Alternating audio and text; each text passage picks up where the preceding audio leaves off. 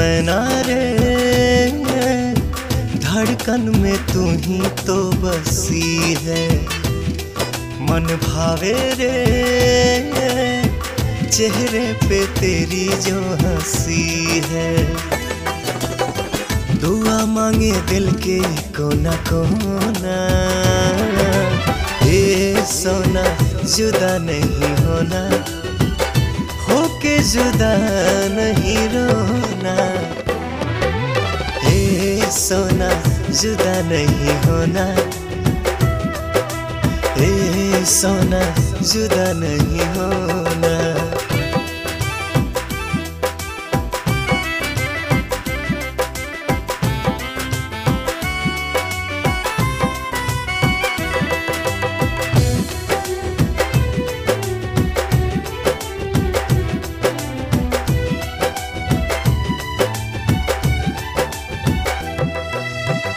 सपना में आके जान मुस्का के कैलू दीवाना, पलकें झुका के।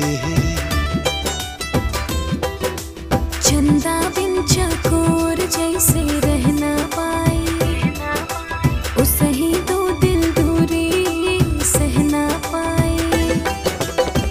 सांवली सलोनी तू सलोना, सोना जुदा नहीं होना, होके जुदा नहीं रोना। ए सोना जुदा नहीं होना, ए सोना जुदा नहीं होना।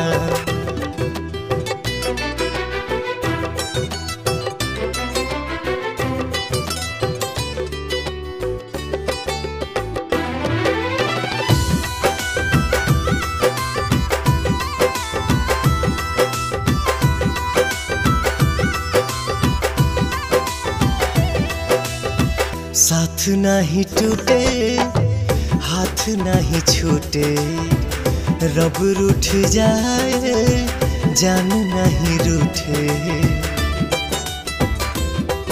अब प्यार ही पूजा बा, प्यार ही माया, हमरा पे बा सजना बस तुहरे साया।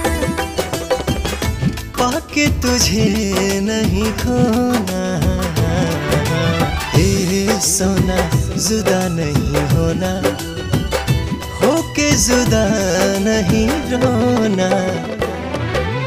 ए सोना जुदा नहीं होना, ए सोना जुदा नहीं होना। ए सोना जुदा नहीं होना, ए सोना जुदा नहीं होना।